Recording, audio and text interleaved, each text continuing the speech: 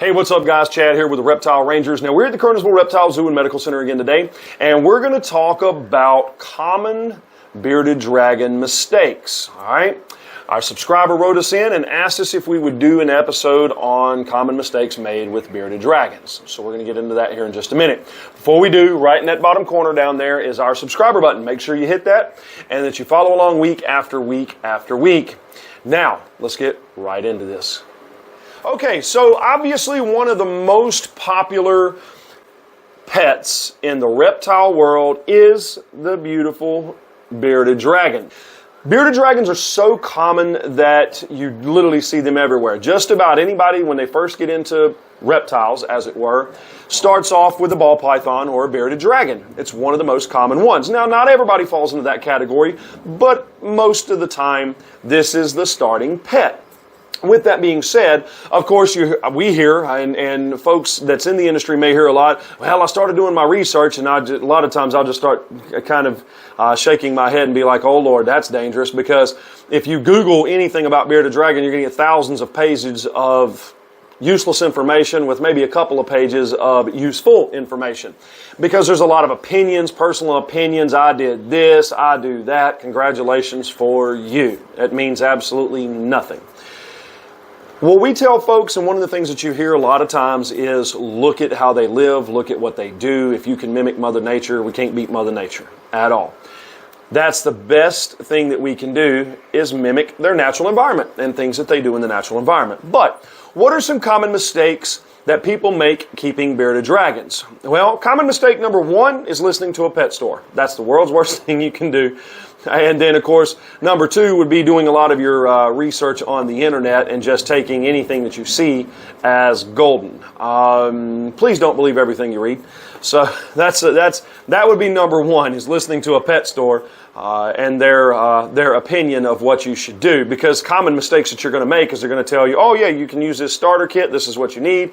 And then, yeah, absolutely not. Only half the stuff in those little starter kits are useful. The rest of it's junk. And you're still going to have to waste more money to buy more efficient, better efficient stuff that's better for your animal. Another thing that's a common mistake with bearded dragons is, unfortunately, it goes back to not just pet stores, but a lot of folks, cricket feeding. That's the absolute world's worst thing you can feed a bearded dragon is crickets. Number one, there's nothing nutritional to them, okay? And gut loading is not as easy as the concept sounds, because crickets crap and pee every few steps. So they don't keep anything in their system for long enough to really be nutritionally valuable, okay? Number two, crickets go around re-ingesting their own feces, so they're almost the number one cause of intestinal parasites in a lot of your bug-eating reptiles because of that particular fact. So it's the world's worst thing that you can feed. If you want to know of other things you can feed, we have plenty of videos along down the line here of all the different things that you can feed. Feel free to go check them out. Here, sit up here, pretty boy. Yep, sit right there. Hang tight. Good boy. Now, another common mistake is, and we're gonna say this, unfortunately, is the UVB, okay? A lot of people will buy the curly UVB bulbs. They're not always efficient, very little efficiency. And then, of course, other folks will do the tubed ones, which the tubed ones are a little bit more efficient, but they're still a waste of money, okay? The best UVB you can buy is mercury vapor. Right now, hands down, it's the most efficient, the best type of UVB, not to mention the fact it's an all-in-one bulb. We sell that here. That's the only type of UVB source that we sell. When we started the storefront and we opened that up back this past summer, was mercury vapor bulbs. For one, you're not having to buy multiple sources. And number two, you're not having to use multiple power outlets, which of course leads into number three, you roll everything all into one. It's a hotter bulb, it's more efficient. Their colors come out brighter, like this guy right here. Gives them a better UV, and the UV is far more effective, far further from the bulb than those tube bulbs and those curly bulbs, which are only effective about that far from the bulb. Another common mistake that people make with bearded dragons is over-calcifying them, okay? When you're using a good UVB source, even the crappy store-bought ones, okay, when you're using a good UVB source, You don't need to give a crap load of calcium, okay? Because you can actually give too much calcium.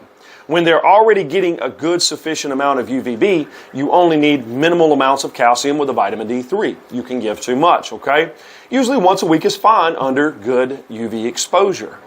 Another common mistake that a lot of folks make is they go way too small. They go way too small with their habitat. A lot of folks want to do the bare minimum, and unfortunately, bare minimum is not going to work, okay? Now, another common mistake that is made, and we hear this a lot, and we see this a lot, people will go to your big chain stores, okay? They'll buy a bearded dragon, it dies within a short period of time, they go back, they replace it, that one dies within a short period of time. It's about an 80% death rate within inside of the big chain stores' dragons. They're massively inbred. They all have to go to the same company. And unfortunately, the big chain stores don't give their local branches the opportunity to go with better quality animals, captive born and bred animals, things like that. They're corporate mandated to go to a particular company. And that company's producing on such a mass scale, bringing in a lot of imported stuff. And so they're just starting off with a not so great start, which leads into a lot of health problems that happen usually with anywhere from about 4 to about 8 weeks after somebody purchasing it. Some as low as within 2 weeks. And anywhere from 8 months to about 12 months old, we start seeing a lot of health issues kicking in with those big chain retail store-bought dragons. So they're just not a quality animal. They're just not well produced, well taken care of. The generations are not well taken care of, and so there's a lot of genetic issues. There's a lot of underdeveloped organ issues. There's a lot of inbreeding issues, which of course lead back to the same things from before. Now, another common mistake with inside of bearded dragons is not giving a balanced diet, okay? It's not all one bug, the same thing all the time. It's not all one vegetable. And do not feed lettuce. Do not feed citrus. There's nothing nutritional in lettuce. It's just a waste of money. It's a waste of leafy greens. And you don't want to feed the same bugs all the time. We eat different things. It helps us. Reptiles need to be able to eat well, especially bearded dragons need a balance of diet. Several different styles of bugs, and there's plenty of options. Again, I'll spit it out real quick, but there's a list below, way down in the list of videos where we talk about good feeders and bad feeders. You can do superworms, dubia roaches, which makes a great staple diet. You can do mealworms when they're younger. You can do waxworms, phoenix worms, hornworms, butterworms. You can do all kinds of different soldier fly larvae, bot fly larvae. There's a bunch of different things that you can do that creates a balance of diet. With dragons, you can even do frozen thawed rat pinkies from time to time. It shouldn't be done as a staple, but you can do it from time to time. And also understand, anything with a bone structure is calcium. Bones are calcium. And then the frozen thawed rat pinky is soft-bodied, so there's no exoskeleton it has to process, okay? And then different types of fruits and vegetables. There's all kinds of different fruits and vegetables that you can give to these guys that gives a good variety and gives a good balance to their nutritional content. So you need to keep this in mind, that not feeding the same thing all the doggone time, just superworms all the time, just kale all the time. Yeah, it's not going to kill them, but it doesn't give them a great nutritional balance. So you do need a balance of different types of things. Another common bearded dragon mistake, and this is one of the funniest ones that I think actually comes around, and there's two parts to this. Another common bearded dragon mistake is people talking about you can't keep bearded dragons on sand. Well, what do you think they're on in the desert? Sand. Yes, you can keep them on sand. Whatever idiot originally come up with that shouldn't even have a reptile. But the sand you don't want to buy is the big chain store bought calcium sand. That is absolutely bad stuff. There's a flavor to it. Yes, they will actively eat it, which can cause that impaction that is preached about when it comes to sand issues. But if you're using regular old play sand or crushed down rock style sand, there's absolutely nothing wrong with that. That's what they have in the wild. There's no big deal. Yes, they are on some vegetation from time to time, dried out vegetation, even greenery. They do border some areas where there's a little bit of green as well. But the biggest part of their habitat is going to be a lot of sandy areas. Think of the beach. You have a lot of sand everywhere. There's going to be vegetation here and there, okay? So a huge common mistake there is, come here you. You can't go in there with a gaboon viper. Yeah, you can't go in there.